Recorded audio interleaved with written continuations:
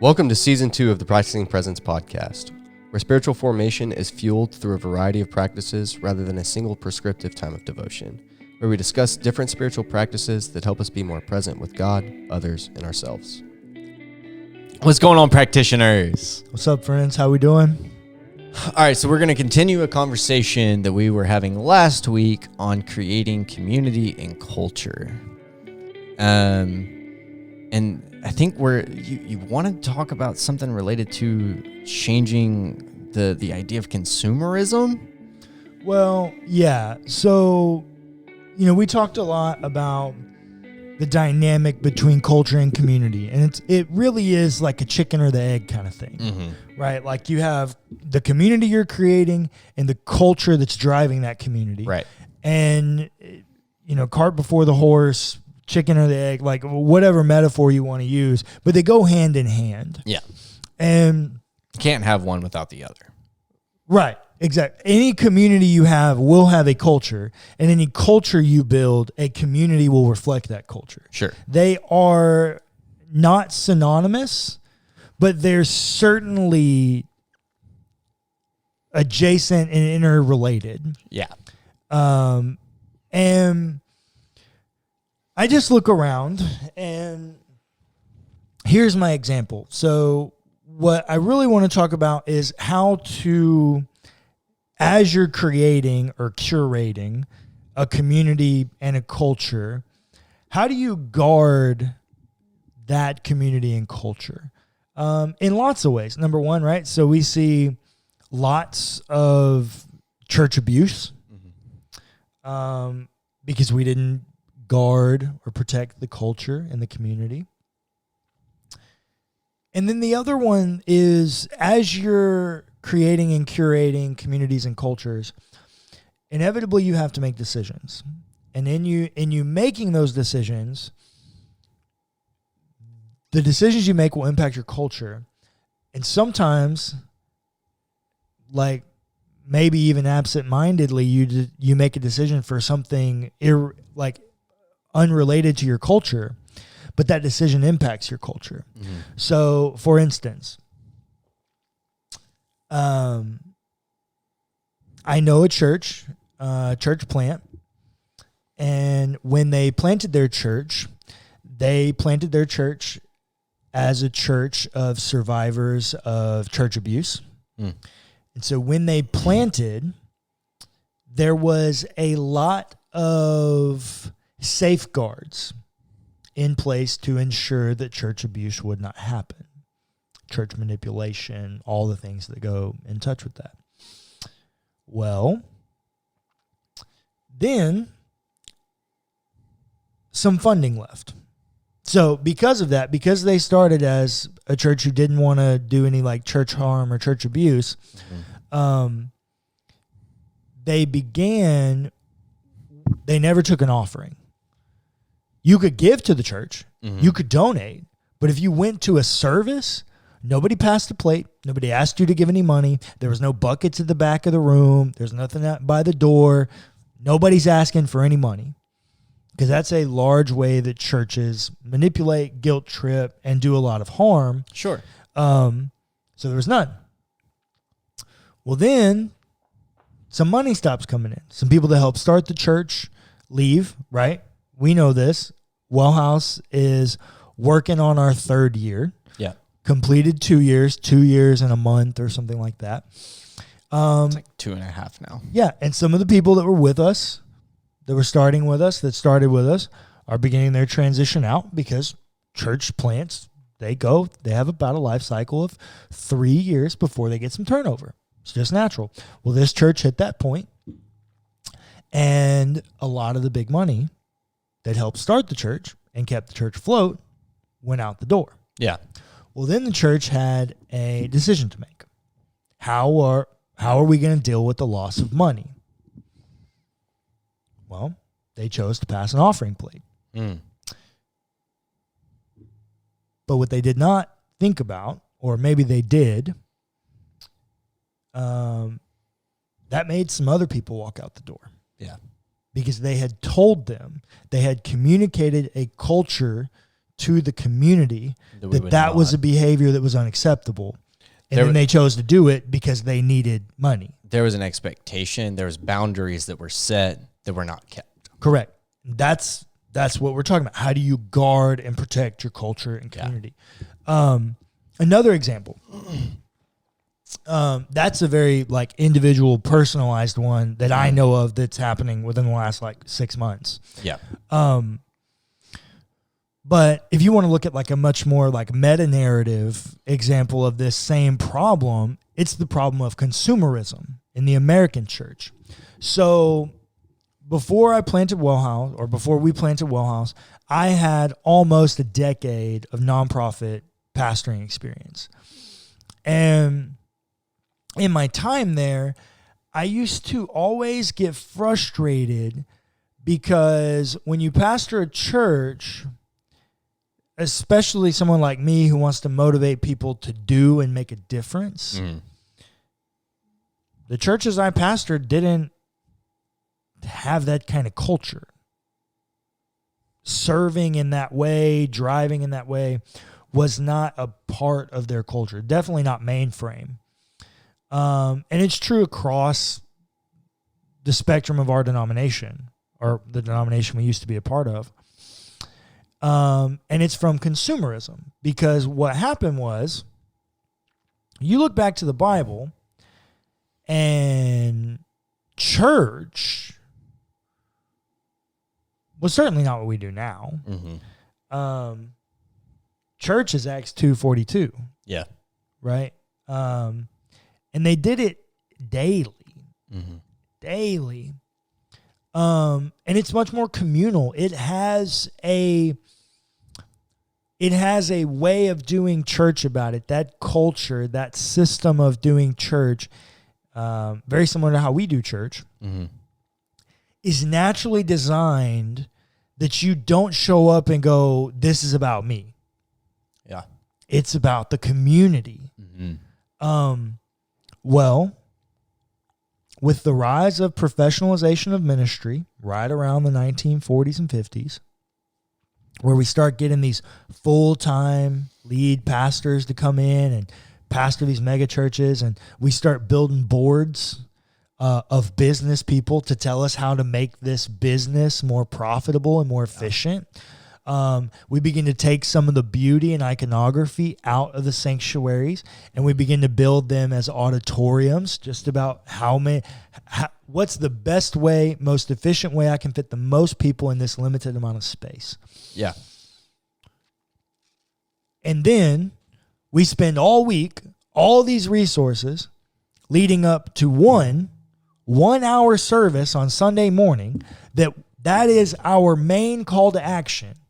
Come to church specifically so that we can ask you for money at that event, at that place.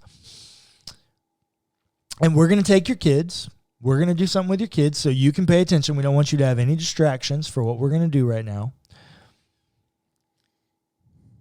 That's all rooted in consumerism.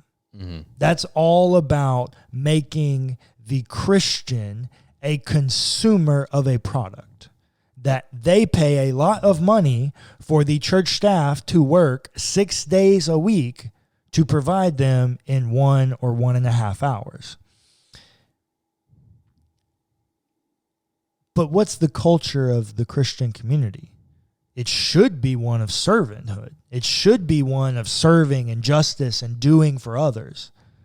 But the American church doesn't look that way, unfortunately, because we didn't protect the culture. We made some decisions that, and I don't think, I'm speaking very cynical right now. I really think these people made like good intentioned decisions. Like, I don't think they maliciously went out doing these things, but I do think they did it. They made some decisions that didn't guard their culture. And it's ended as a detriment to said culture, and more en masse, right? I mean, you can look around and, for all the things I talk mess about, in the church. Joel Osteen's not really my guy that I go and talk mess about. But his church is a great example of consumerism. Yeah. For sure. His church is the epitome of that example. Yeah. Along with River Point Church. River Point Church is a large multi-site or multi-campus mega church in the Woodland or on the west side of town. And it's that way. I think it runs like 8,000 people. They pay musicians to come in. They run like eight worship services a weekend. And these churches exist everywhere. By the yeah, way. these are like not, no. This is a way that people do church. Well, and unfortunately, this is for free, but I think the pastorate naturally attracts narcissistic men. Yeah. Because it gives them a natural audience to be on stage in an elevated platform before people that admire them every week. I will say, just as a clarification, I think it is attractive. Like you said, it does attract narcissistic men, but not all who hold this position are narcissistic men. Yep. That's what I was trying to communicate to. But because of that, and because of the innate desire within pastors to grow churches, for better or for worse, my thing about that is I think there's more than one way to calculate growth. Mm-hmm. That's not just numerically. Yeah. But because of that, a lot of these pastors that pastor 100 and 200 person churches look to the mega churches for inspiration and how to follow it and how to do it, right? They model their preaching styles. They model the way they build their buildings. They're always looking to this. They're looking to where they want to be. I think a great example of this is when I was early in my musical learning, I had a youth pastor who was also very musical. And would do a lot of like worship things. We worked on a lot of like musical worship things together and like how to build worship services that we're not going to get into. All very consumer based, like big band, big lights, like all the things, right? Well, that's how we were all taught. Yeah. Because I know this youth pastor, and we went to the same seminary. No. Different youth pastor. Yeah, talking about a different guy. Got it. Actually, this guy too, though. But actually, the guy that you're talking about did not have this idea. Okay. I actually learned a lot more about worship, like leading worship from him than from this other guy that I liked more from the guy that you're talking about. The guy that I'm talking about, he sat me down and just looked at me straight up and said, Clayton, your voice is too unique. You need to pick someone that's big out there and try to model your voice after them. Like, try to twist your voice. And he gave examples of, like, Chris Tomlin. Of course. Like, try to the model. Big name. Yeah, try to model your voice after guys that you like. That Chris Tomlin, Phil Wickham, Leland, whoever. Pick your choice. And you need to sound like them. Mm-hmm. Because that's how you make it. That's how you do. That's how you do this thing. Yep. And I essentially looked at him and thought in my brain, "You're an idiot." Yeah. Well, to be fair, he's right. He is right. If you're trying to get the same old results that they get, because here's what I would tell you: organizations are designed to get the results they produce. Mm-hmm. And so, like, if your organization is designed for fast numerical butts in seat growth, that's how you do it. It will get that. Yeah. It will absolutely get that. And the proof is in the pudding, as they say, because when I was going to seminary, a mega church was considered any church that had 1,000 or more in weekly attendance. Yeah. Today, as I sit here today, that is not a mega church anymore. If you got 1,000 people on a Sunday morning, you're not a mega church. Mm-mm. You got to have 2,000 weekly. It has doubled in 10 years because the proof's in the pudding. They are. If you are trying to do that thing, that's how you do it. And they were. They were a multi-site Yes, mega church they were. across the state. At the time they were. Yeah. Hillsong, Bethel, Elevation, right? These are proof of concept, right? Yeah.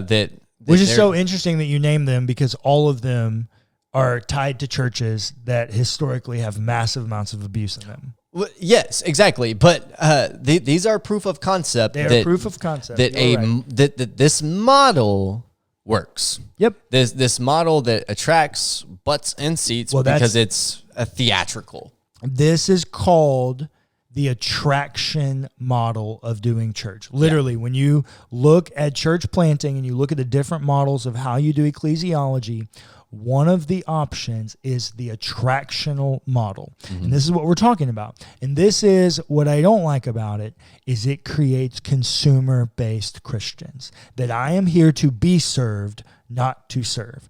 I pay my tithe for a service to you to provide me, as evidenced by, what do I always tell you when we talk about churches?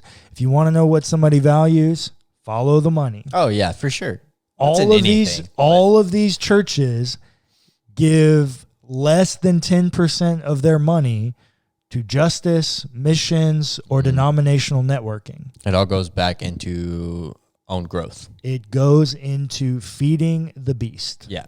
It always feeds itself. It is designed to benefit itself.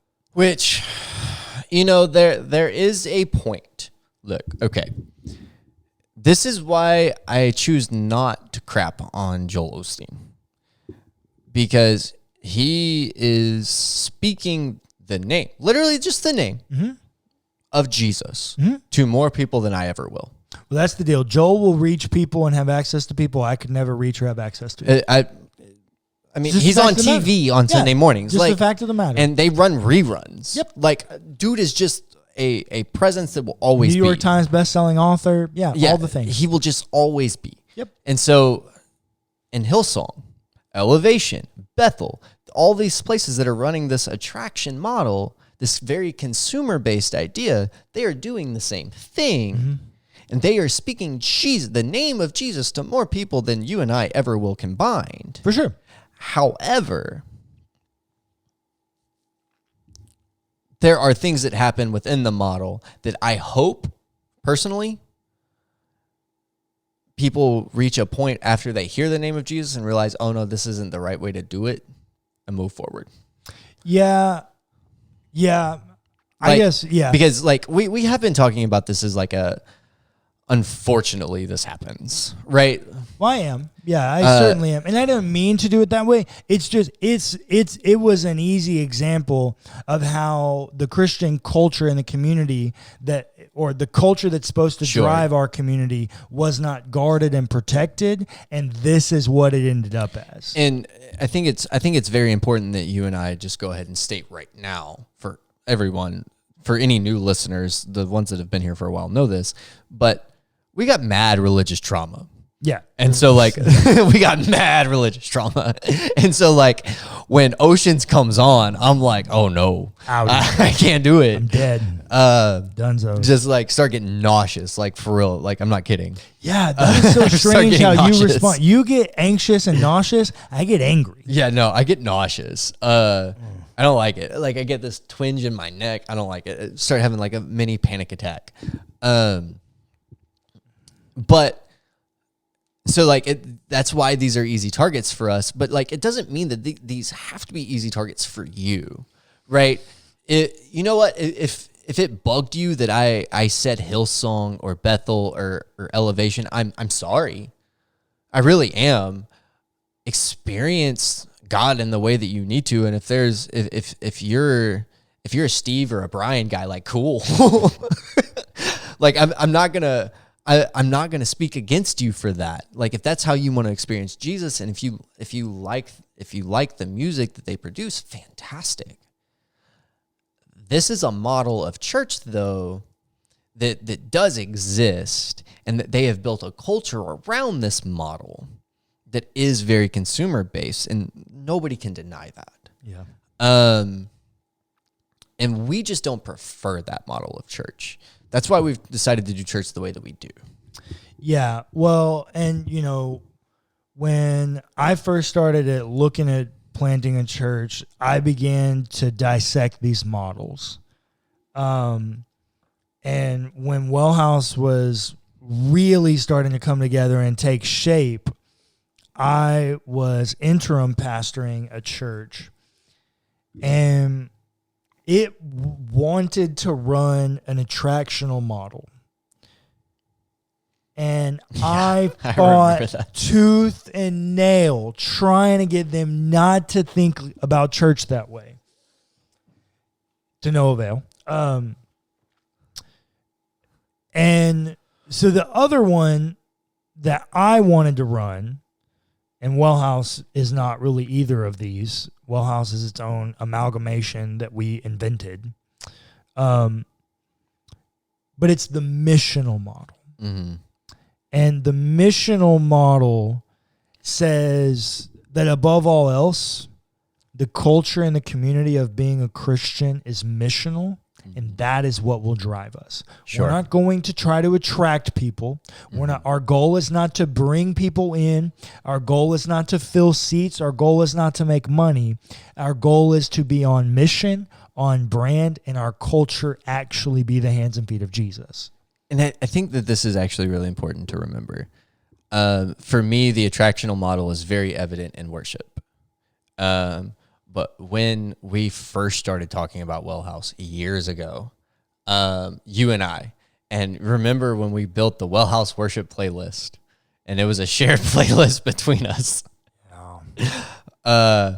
It was very attraction based. It was. The and music was so the songs were, but we were going to redo them. Well, but even at that point, we were talking about doing only acoustic based music. We were. And so, because at that point, I was already frustrated with like the 90s style of just like blasting people with massive amounts of stuff. Like, I can't tell you how many church consultants. The Mark Driscoll way of doing worship. Well, it's just anybody's way of doing worship, because I can't tell you how many church consultants or conferences I spoke to or went to where they told me exactly how many decibels the worship service should be. 98 decibels. 98 decibels. I hate that I know that. But it's the sweet spot. But it's also enough decibels to make people hard of hearing. It is. But what it does is it drowns out everything else. So because you're guess immersed. What? Yeah. So you don't hear or think about anything else except the worship. Well, and I guarantee you, because I've been on these churches, I've been in these churches, I've been on these staffs. There was many hours spent early in the week, specifically with them picking those specific songs and putting them in that specific order and in that specific key for the sole purpose of making sure your heart is prepared for the sermon. I've done it. I've built these worship playlists. I've downloaded the decibel meter on my phone. I've done this thing. But you know what? We've chosen not to do church this way. If that is the way that you choose to do church, you know what? Cool. If that's the model you choose, you probably will speak the name of Jesus to more people than we will. And good on you for that. That's just not our preferred way to do it. I would rather protect the culture, the missional culture that we call ourselves Christians. Our culture is in our title, our name. Yeah. I would rather protect a culture of being Christ-like. Thanks for listening to the Practicing Presence podcast hosted by WellHouse Church. Be sure to give us a rating and a review if you enjoyed the episode. It's free and it helps us immensely. Also, feel free to check out our other podcasts.